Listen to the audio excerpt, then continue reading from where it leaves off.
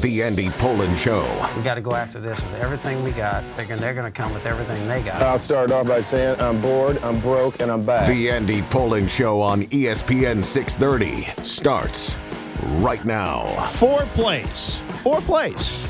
Not a single pass. Yet, here we are Tuesday morning, wringing our hands about Jaden Daniels not sliding.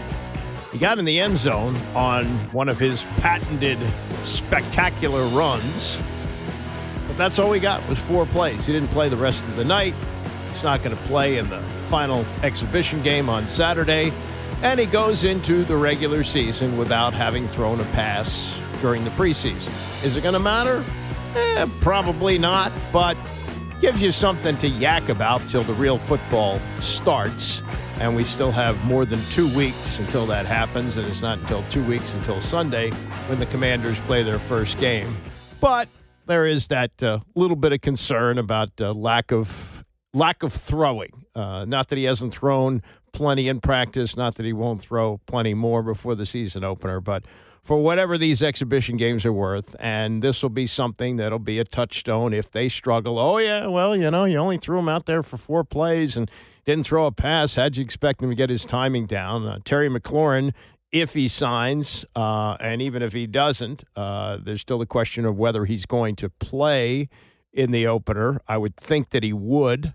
There's also the question about practice tomorrow. That's still unclear whether he'll be on the practice field. He is off the physically unable to perform list, meaning he can practice, but will he practice with the possibility of, could get hurt, and then that contract extension, that becomes really dicey, and a lot of other questions. So, we're in a pretty much of a typical August mode right now. We have an August hero, so to speak. There's always a running back, it seems, to emerge, that we talk about. We've had so many during the past, going back to, who was the biggest August hero? Babe Laufenberg, right? Babe Laufenberg, who never threw a regular season pass, never even took a regular season snap for the Commanders, for the Redskins.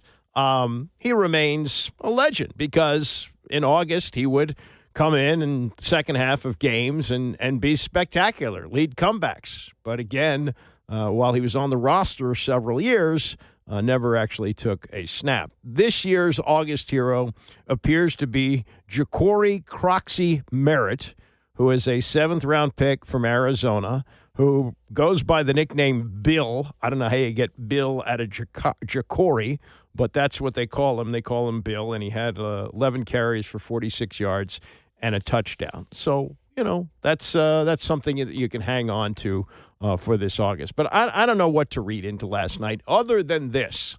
The Bengals defense stinks. At least their first team defense stinks.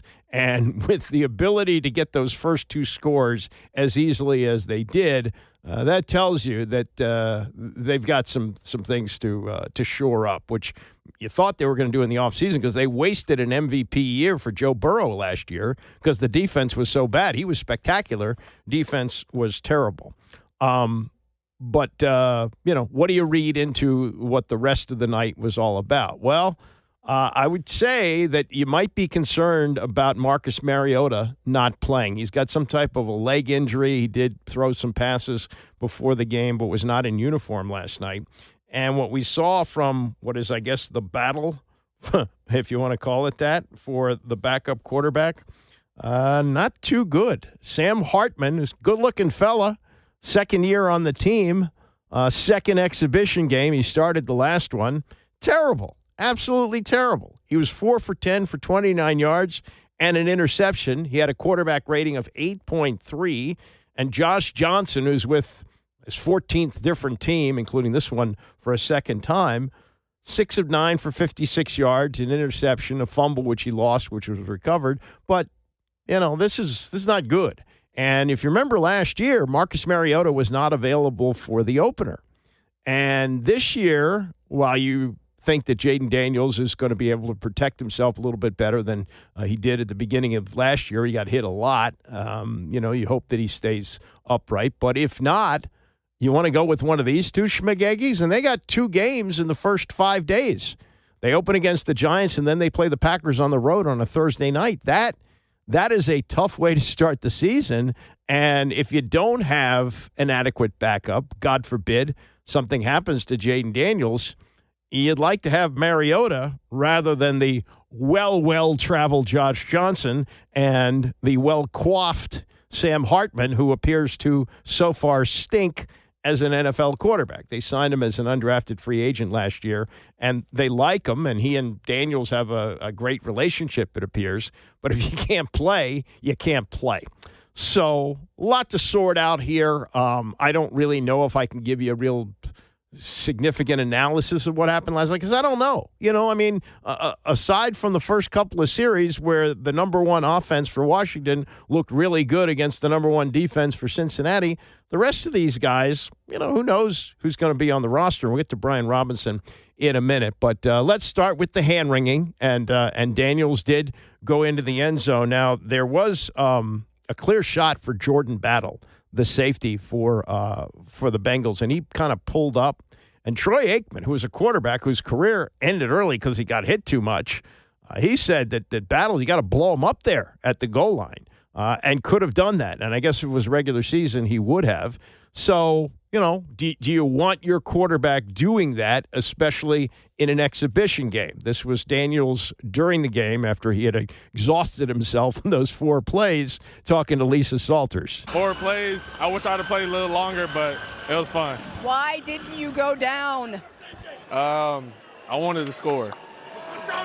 Everybody in the building held their breath on that, though, right? Yeah, but then after everybody cheered, so it was a win-win situation. Yeah, I think that's a good answer for that. He went further when he did his post-game news conference on the lack of the slide. I'm playing football. I'm out there. I know everybody puts a big emphasis on preseason, but at the end of the day, it's a game to me, whether it's preseason, regular season, or playoffs. So have the opportunity to score. Other people probably didn't like it, but hey, it is what it is. Remember last year in the first exhibition game, and I think he did play in the first exhibition game, and there was a play that I think he was supposed to go down or wasn't supposed to throw the ball or something like that, and Dan Quinn had a reference to Maverick, I'm going to buzz the tower anyway, and that's kind of the way he felt about it, and he scored. He wasn't clear in the postgame as to whether the run by Daniels shortened his night, like, oh, my God, if he's going to play that way, I got to get him out of there, or was this the game plan all along to have him play one series, and if he scores, he calls it a night? This was Quinn kind of walking around that question after the game. When Jaden took off, is your heart in your throat at all, and were you, did you tell him anything about maybe next time the preseason you might want to get down faster? Yeah, you think those conversations haven't already been told? No, honestly, it is part of his game, and it is what makes him a special player. When the second play begins, there's just an unusual playmaking ability that takes place. Sometimes it's with his legs, other times it's with his arm, but it is part of who he is. But it is one of the things we've worked on to say, when do you take your shots and when do you go?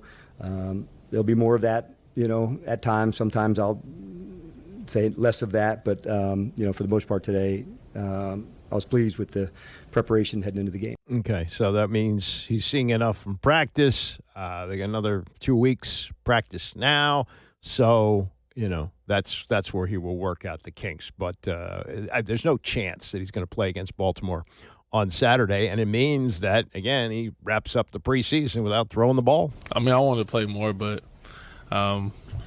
see y'all week 1 if I don't play next week, so we'll see. Yeah, he's not going to play next week. He's not going to play on Saturday against the Ravens, and then they'll have cut-down day next week, and then they start preparation for the New York Giants on the 7th of September. Meantime, you probably heard this before the game, that Brian Robinson was not going to play, that he was not even in the building last night. So it seems to be, at this point, a foregone conclusion that he's going to be traded or he's going to be cut. Now, the numbers on this, either way, don't hurt the Commanders. Can they get something for him? I guess it's possible. Here's a comp for you that was in the Washington Times today. Former 49ers running back Jordan Mason, who rushed for just 10 fewer yards than Robinson last year, was traded to the Vikings with a 6th-round pick in exchange for selections in the 5th and 6th rounds. So, you get a little bit for him. Not a whole lot, but a little bit. As far as what it means for them for as far as the the salary cap, he's due to earn $3.4 million this year, the final year of his rookie contract. If they can't find anybody to take him, it's a $212,000 dead cap hit to move on, freeing up that $3.4 million, presumably for Terry McLaurin. So it's a situation where they don't really have to be concerned about salary cap implications if they cut him loose. Would you like to get something for him? Maybe. Yeah, of course you would. You would like to get a draft pick in return just to see what you can do with probably a 7th rounder or a similar swap of what he just described. But this is Quinn on the situation, and from this 31-second answer, there's no indication that Brian Robinson is going to be on this roster this year. Adam and I had met with Brian yesterday and known that we would hold him out of the game tonight. And there's just a lot of moving parts. This time of year, those things take place. And so I just wanted to make sure that's my responsibility, to let the team know whenever I can so they're not hearing any information from anywhere else. So that was all. It's more of the standard operating procedure for me. But if I have a chance, when things come up, especially during this time of year, when I can bring them together and discuss things, I want them to hear those things from me first. That's all. Yeah. And the players were asked about it. There's nobody who's saying, oh, yeah, we think Brian Robinson's going to be here this year. Love the guy. He got shot before he ever played a game. Fortunate how the bullet hit. Amazing. It was a carjacking attempt while he was picking up some food at 6 o'clock on a Sunday evening. It was crazy. And came back, played pretty well as a rookie. And, since then has been good at times, really good at times, injured some. And as is pointed out in the Post today, he produces few explosive runs, rarely contributes as a receiver, and his 4.3 yards per carry ranked behind Jeremy McNichols last year. They've got Austin Eckler as a third down guy. He's not really needed, and with what you saw from Chris Rodriguez last night, including that 40-yard run, I don't think that there's any reason to pay that kind of money for Brian Robinson this year. Rodriguez, 6 carries, 62 yards, and the guy they call Bill, Ja'Cory Croxy Merritt, with 46 yards and a touchdown there. So they've got options at running back. And let me just give you a little bit of perspective here on money. Not that $3.4 million is an incredible amount of money, and he is a starting running back. But realize this, Alfred Morris, and I know we're going back over a decade here, but Alfred Morris, in his entire time with Washington, in which he had 3 1,000-yard seasons, including a team record 1,600 yards as a rookie. You know what he got for his entire 4 years in Washington on a rookie deal? Now, he was a 6th-round pick in 2012. He got $2.2 million. He played 9 years in the NFL. His career earnings were $8.3 million. Point is, you can get backs, and you use up backs in a way that they used up Alfred Morris in his first 3 years. Now, he was much more productive than they had with B-Rob, but he didn't make any money. And I think that Mike Shanahan showed you the way, that you just don't have to pay running backs, and unfortunately, they're disposable. That's just the nature of the way the game is played right now. And going back to when Mike Shanahan fleeced Washington, when he sent Clinton Portis here for a Hall of Fame cornerback in Champ Bailey, and he also, I think, got a 3rd-round pick in the deal. That's one of the all-time fleecings for a guy who was productive with Denver, but wanted to be paid, and then they weren't going to pay him. And he said, get more running backs, and he did. Didn't matter who he put behind that line. Somebody was going to get 1,000 yards, and that's the way it goes today. So, people like Brian Robinson. He's a great story. He's been a great teammate and a terrific player for them at times, but given the nature of football in 2025, you're just not going to pay that kind of money for a fourth-year running back who is not going to be Adrian Peterson in his prime. Let's face that. And how about this? Here's another number. If and when they deal Robinson, and it's more likely he'll be dealt, maybe be cut. But anyway, he's not going to be on the roster this year. Once he's gone, you know how many players will be on the team from the time that Adam Peters was named general manager in January of 2024? Like, 18 months ago, 19 months ago? 10. There'll be 10 players left. And it goes back to that. And that'll be a soundbite that'll live on for ages. At his opening news conference in January of 2024, David Aldridge of The Athletic asked Adam Peters what he thought of the roster that he was inheriting. There was a 3 to 4 second pause before he gave some kind of answer like, there are some pieces here, something like that. So to think that about a year and a half after he takes over, there'll be 10 and maybe less by the time they get to the final cuts and the trades and all that. But once Robinson is off this roster, 10 players left from the time that Adam Peters took over as general manager. And it goes back to what was said at the time, that they were not rebuilding, they were recalibrating, and they did. I mean, that is a total rebuild.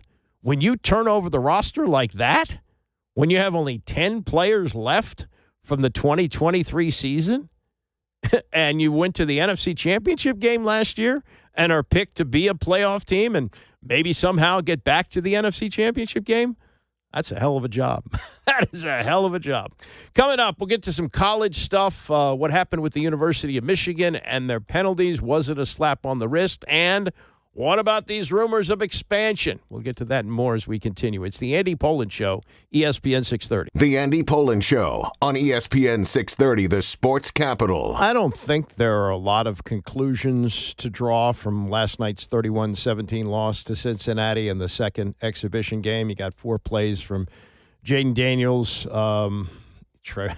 Hendrickson is still holding out with Cincinnati, and without him, their defense is really bad. They were really bad with him last year. The first 2 drives for Washington, like hot knife through butter. They weren't good. Rest of the night, Washington's defense wasn't that good.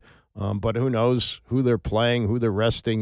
These things are hard to figure out, so there's not a lot to get out of that. I think we saw that it was probably not a good night for Brian Robinson, who we were told was not even at the stadium, as his replacements were more than adequate, as Chris Rodriguez, who's been kind of on and off the practice squad last few years, 6 carries, 62 yards, including a 40-yarder, and the kind of the August hero of this year, they call him Bill. Nobody seems to understand exactly how you get Ja'Cory Croxy Barrett and come up with Bill, but Bill works better than that long name. So let's just go with Bill. Bill was really good last night, scored a touchdown. Looks like he's going to make the team, and that's going to be that. And, we'll see what happens with the Terry McLaurin situation with Robinson off the books. Then you're looking at another $3.4 million, whatever that means in terms of how they work out the contract. But McLaurin was not there last night. That's not the greatest sign, in that you might want to have him just from an optics standpoint on the sideline wearing your gear. He was not there, and it brings up the question, even though he's off the physically unable to perform list, will he be at practice tomorrow? Will he practice? Should have been asked last night. Was not. Get to some college stuff here. Oh, one other thing I want to mention from last night. I watched the game on ESPN, and I watched some of their countdown show, which is hosted incredibly well by Scott Van Pelt, and he had his crew, and they'll generally be at the games this year, but it looked like they were doing it from the studio in New York last night. And I don't know how these broadcast deals work, because I know that Well, it used to be that way. I don't know if it's that way anymore. It used to be that if a game was on cable, it had to be on a local broadcast outlet. And maybe that's the same way. Or maybe it's the deal that Channel 5 has, though I thought Channel 9 had a deal with the preseason. Somehow the ESPN telecast of the game last night wound up on Channel 5. I watched it on ESPN. Maybe some people watched it on Channel 5. I don't know what the necessity was for both of them other than, I guess, cord cutting. Some people don't have ESPN, but I guess there are some who don't have Channel 5 either, the way streaming works these days. I just don't know. But they did their own pregame show. These TV stations that try to string these things together, other than Josh Rosenthal, who did a really good job reporting from the stadium, and he's done sports before. He's local. He was once an intern with us many years ago. I know his family very well.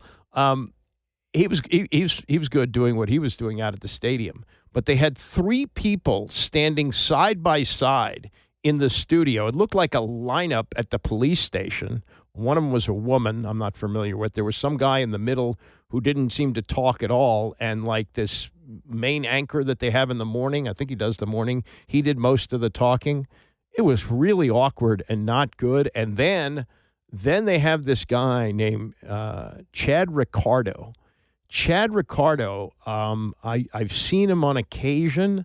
I've heard his questions at the news conferences. He has sort of a Don King delivery. And they had him out at the stadium, and they had him interviewing some fans, and he was talking in that Don King cadence when he was asked questions. It's really bizarre stuff. And I've did a lot of radio pre- and post-game shows over the years. And I know radio is a big difference from television. It takes a lot of people to do it.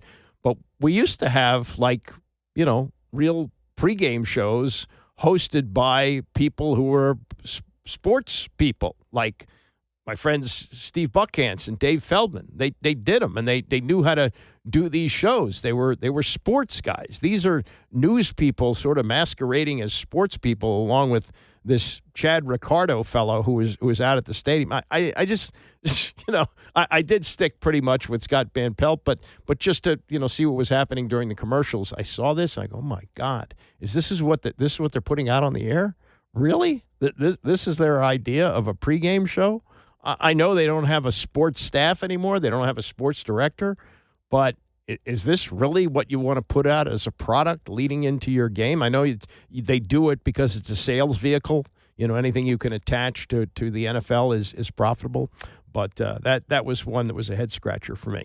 All right, to college football. And I always think of these things when the penalties come up, that University of Maryland 35 years ago, after giving Rudy Archer a ride to class, which was an improper benefit, according to the NCAA in those days, and when they came to investigate, this was the Bob Wade Maryland teams, they lied about it. They lied, and so the NCAA lowered the boom on Maryland, but Wade was gone. Gary Williams came there, and I'm sure Gary knew about it, but he thought, what are they going to do? They gave a guy a ride to class. Maybe we'll lose a scholarship or something like that. They got clobbered. No postseason for 2 years, no television. It was insane.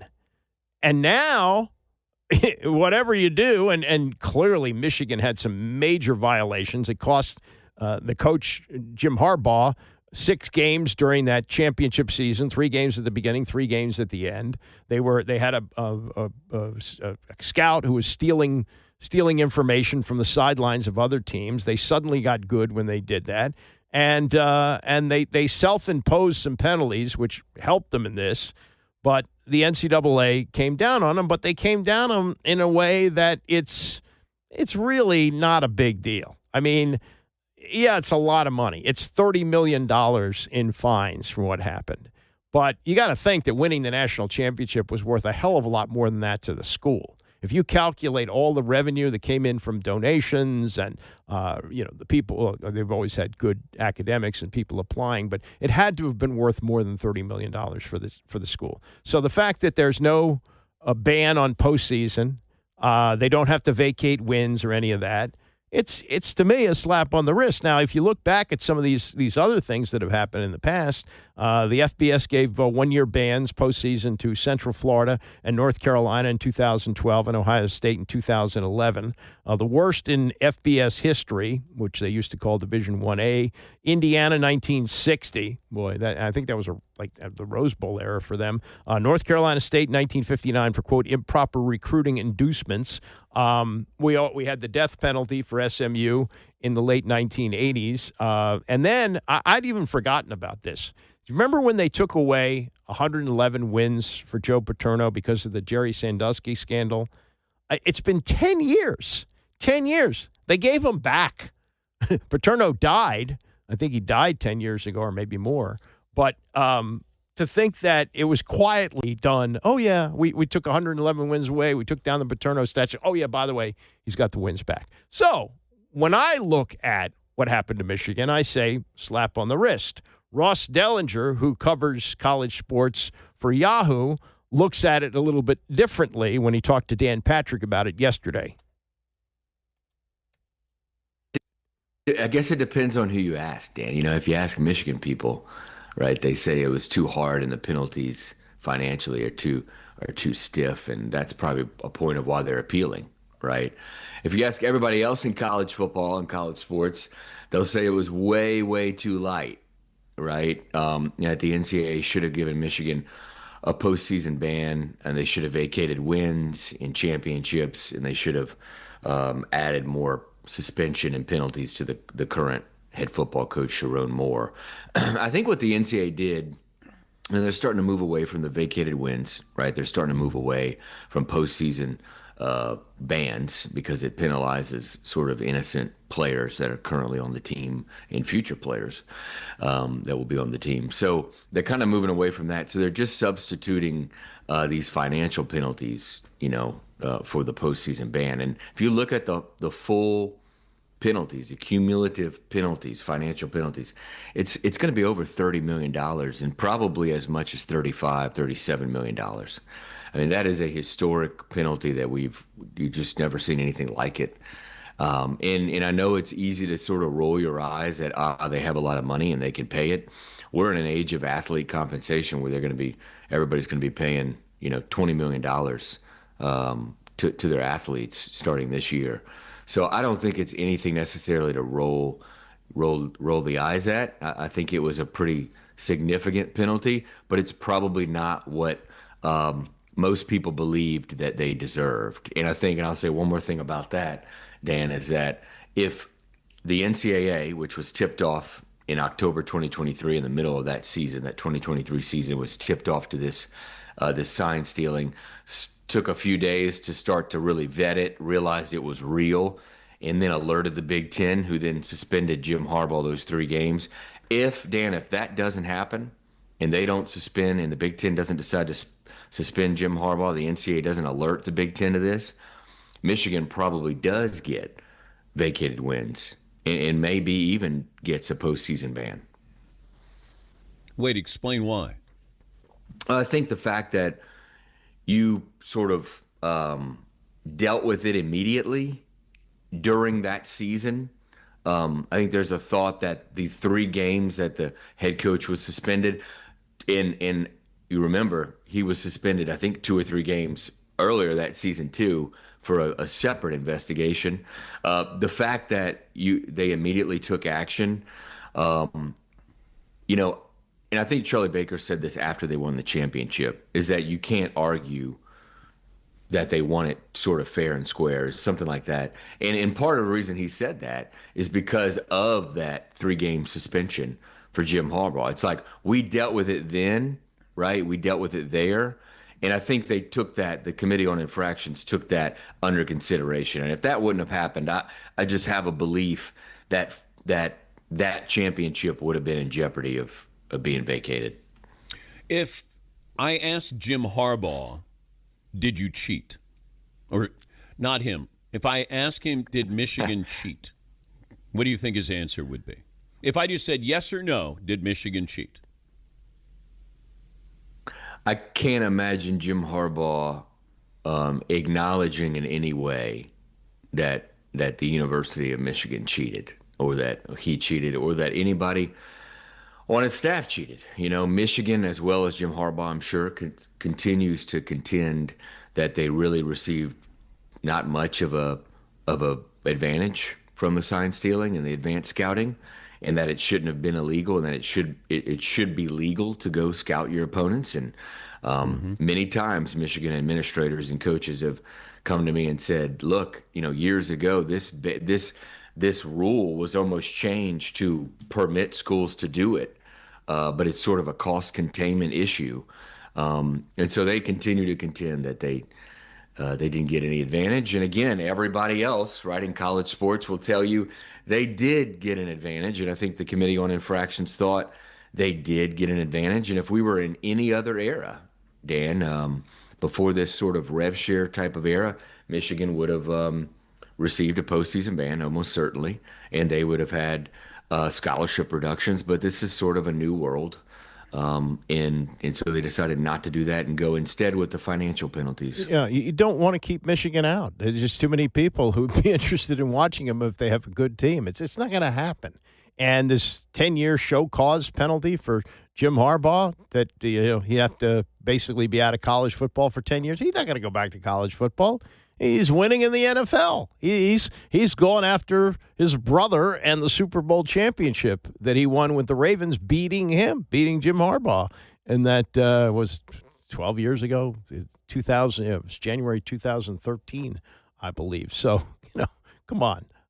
This is just a slap on the wrist. It's just about money. It's $30 million, which seems like a lot of money, and it is a lot of money. But relative to what the benefit was for the University of Michigan, and finally, the 4 straight wins against Ohio State, including last year when Harbaugh wasn't the coach, that was well worth it. You'd pay $30 million for one win over Ohio State after the lack of success that they had in the early part of the Harbaugh years. So it was the cost of doing business. I don't think it's that big of a deal for Michigan. I'm in the camp of they got a slap on the wrist. Now, there is this. The Big Ten kind of floated this out there. Well, we're at 12 playoff teams now. It's likely to go to 16. How about 24, maybe 28?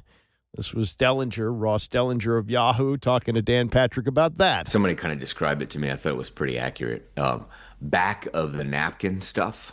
Like this, it really is. Like this is very, very preliminary. So this was we're a week ago. So last Monday, I think, or last Tuesday, the Big Ten had a meeting with its athletic administrators and kind of just sort of presented this. Hey, what do you think? And everybody sort of gave it the thumbs up, right?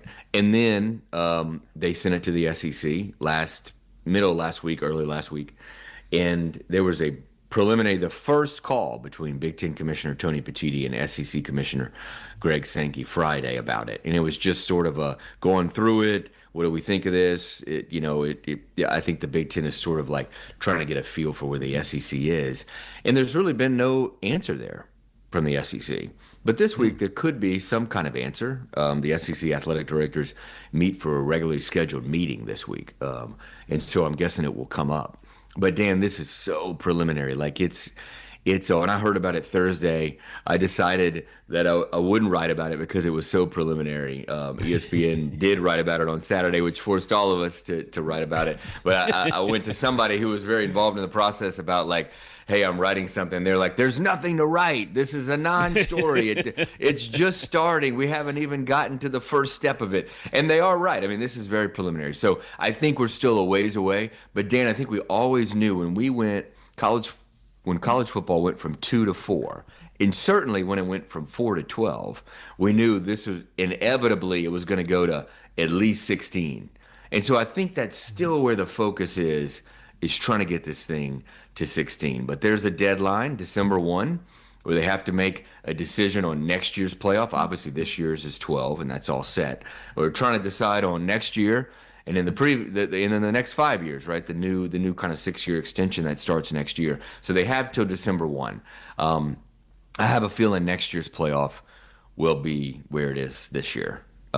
It certainly will not be 24 or 28 teams, right? This is not happening within a year. Okay, maybe not within a year, but down the line. And if they go to 28, recognize this. 1974, which was the game changer for the NCAA basketball tournament, when Maryland lost that great ACC final to NC State in overtime, and only one of the teams could go, and it was only the winner of the tournament that would get in, and Maryland went home with a chance to get to the Final Four and maybe even avenge that and win the national championship. That's when they went to 32 the following year. The year that Maryland was left out, 1974, the basketball had 25. The basketball had 25. Now they're talking about basketball going to 96. It's at 68 now, which I believe is 4 too many. And it's just a complete money grab. And it can work in basketball because you got games going on simultaneously. You know, the Thursday and Friday is really what all the March Madness is about. And you can shift from game to game. These standalone football games, are you really going to sit through, and how many is it going to add up to be, like 20-some games in the postseason to get to a national champion? By the time we got to the national championship game earlier this year in college football, we were in the teeth of the NFL playoffs. We'd gone through a full weekend of NFL playoff games. I think there were 6 of them. And then you get to Monday night, another game, and it's college. And it really wasn't that great of a game. Ohio State pretty much took care of Notre Dame. 2 marquee programs for sure, but it just didn't have the sizzle. And that's with 12 teams. Once they get to 16, which is inevitable, and then to 24 and maybe 28, no. At what point is there too much? I keep going back to the pizza analogy from that game where Alex Smith was a rookie, would have been 2005, 20 years ago, playing for the 49ers when the Redskins had a promotion with, I think it was Papa John's, and for every touchdown they scored, you get a free topping on the pizza. And if they won the game, they would double the toppings. It was a 14-topping pizza as they scored 52 points. And people at Papa John said, we can't make the pizza. We can't cook a pizza with 14 toppings. People said, make it anyway. Well, that's what you're going to have if you go to 28 teams in a college football playoff. It's just too many. Too many. I know there's money. Money grab, but at some point, you make it so it's not consumable. You can't eat it. And by the time you get to the championship game, you go, oh, God, we're finally here. Well, I got the NFL playoffs to pay attention to. And it's getting later and later because you got to squeeze in all these games. You know, will they have this game in between the championship games of the NFL and the Super Bowl? Yeah, maybe. So maybe it's in February, a season that starts in the heat of August. We got games.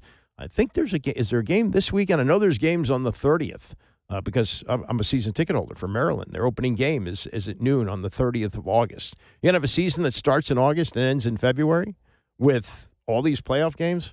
Just too much. Too much. Stay with us. We'll get to more on the Commanders game last night.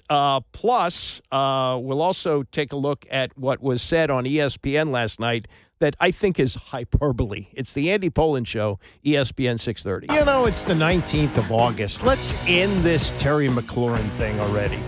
Diana Rossini of The Athletic used to be with ESPN, very well connected around the league, says most decision makers in football fall between $27 to $28 million a year.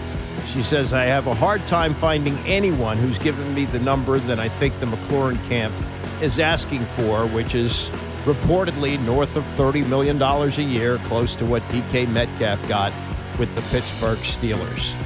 At some point, for McLaurin's benefit, this has to end. And this is an off day for the Commanders, off yesterday's exhibition game. They have practice tomorrow.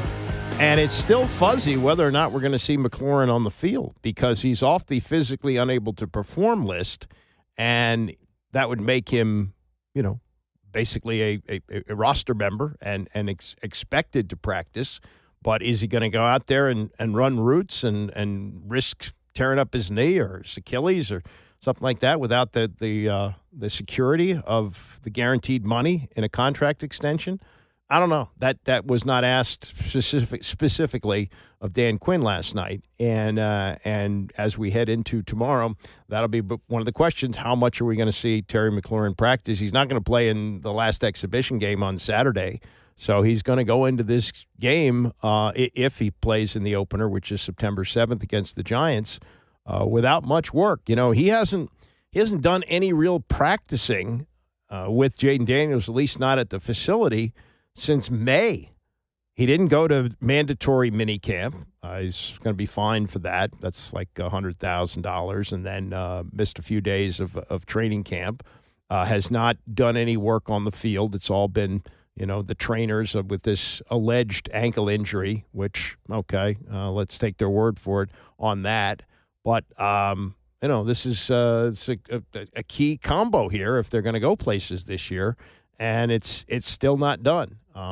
Could it get done today? Yeah, sure it could. And you hear things, oh, yeah, they're close, and this isn't like the Micah Parsons thing. They're going to get it done. That trade request that McLaurin made, I don't think they've had any real serious bites on that, because who's going to give up big capital to get him and then have to sign him to the long-term contract, which, as Diana Rossini is reporting here, nobody around the league believes he's worth.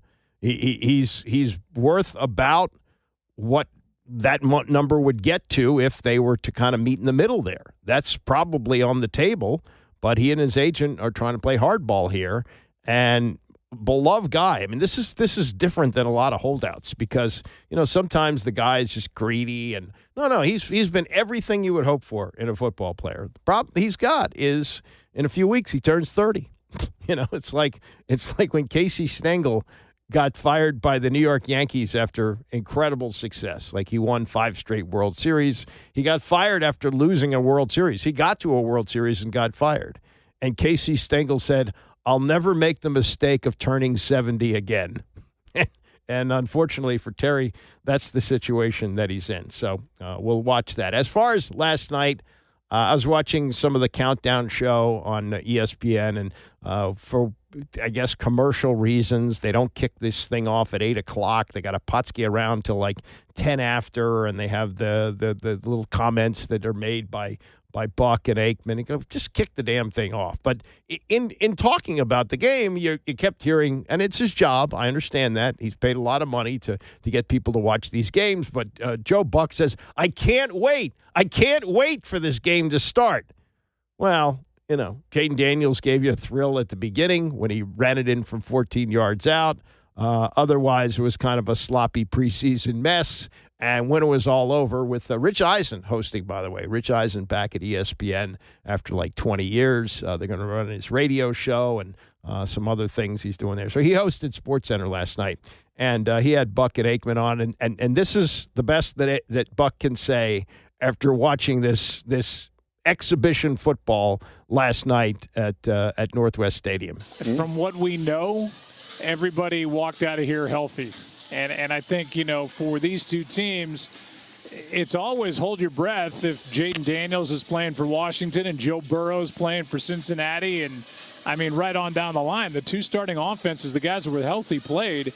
And we got no injury reports from the sideline. Everybody seems like they walk out of here ready for practice this week. Yeah, in addition to that, the game moved along pretty quickly. So we were happy up here as well. And nice. Rich, I think that when you get into these type games preseason, obviously every coach approaches it a little bit differently as far as what they want to see, what players are going to play, what have you.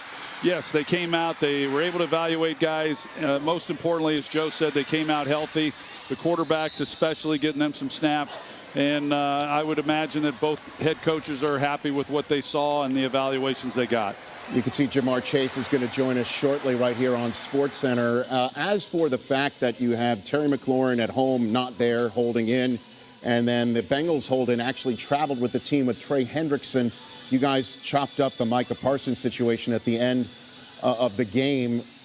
What do you make of this Bengals defense with Trey Hendrickson standing right there? In the same way that, Troy, I think you were talking about how the Cowboys can't win without Micah. I mean, you got to figure they got to get Trey Hendrickson in soon rather than later, correct? Yeah, I sure think that. I do believe that this defense will be improved. I think Al Golden and what he's been able to bring to this group will be a positive, but it's about rushing the passer, and it's about covering great receivers. And Trey Hendrickson has done that, really better than anybody the last 2 years. So he's got to get on the field. I think Shamar Stewart has an opportunity, but when you don't have, that hurt them last year. They had Trey Hendrickson and really no one else, and to not have his production and then have no real consistency as we go into this season. I just don't know how this team can be good enough defensively. We saw what happened last year, that they can accomplish what they want to. And as we talked about, they've wasted some good years with Joe Burrow, especially last year when he played in an MVP-type season. And, Rich, let me just say this. It feels like the McLaurin situation is narrowing to a close. And just like what we said about Trey Hendrickson, that's been proven in this preseason and during camp for the Commanders beyond their top two guys. Debo is there and Terry McLaurin, and then Noah Brown is hurt, and then they're looking for other guys to step up. Nobody really has. So while you're talking about a couple of guys that are signed, their leverage is that they are enormous pieces for teams that are built to win right now. One a little bit younger with at least the quarterback in Jaden Daniels, and the other one with Joe Burrow. I mean, the time is now. So to have these big pieces not there is a huge deal. Yeah, and that's why something, it seems like something has to give. And the Commanders do hold the cards, because worst case scenario, they have Terry McLaurin play this year under the last year of his deal. If they want to franchise him at the end of the year, fine. If they don't, let him walk. And at the end of the first franchise year, and you could do it again if he's that good, but he'll be 32 years old. And you hope that he's still playing at a high level. He does. But at some point, I think he's going to be the one that blinks, and this 30-plus number I don't think is going to happen. One thing from last night, even though it was a lopsided game, and even though the two, one of them is going to be third string, one of them is going to be in the practice squad or maybe cut. You got the ancient Josh Johnson, who's been with 14 teams, some of them twice, like this one, 6 of 9 for 56 yards and an interception. And Sam Hartman, for the second straight game, was awful. He was terrible last night. 4 of 10, 29 yards, an interception, quarterback rating 8.3. The good part for him was that, that he got some playing experience, I guess, because he didn't play in any regular season games last year. But you got to do better than that. And defensively, penalties again. And the touchdown drive, the opening touchdown drive by Joe Burrow was set up by 2 penalties. One of them, an offsides by Frankie Louvu on 4th down. This was Quinn. What I told the team, these penalties, they cost us. We had a 4th down penalty.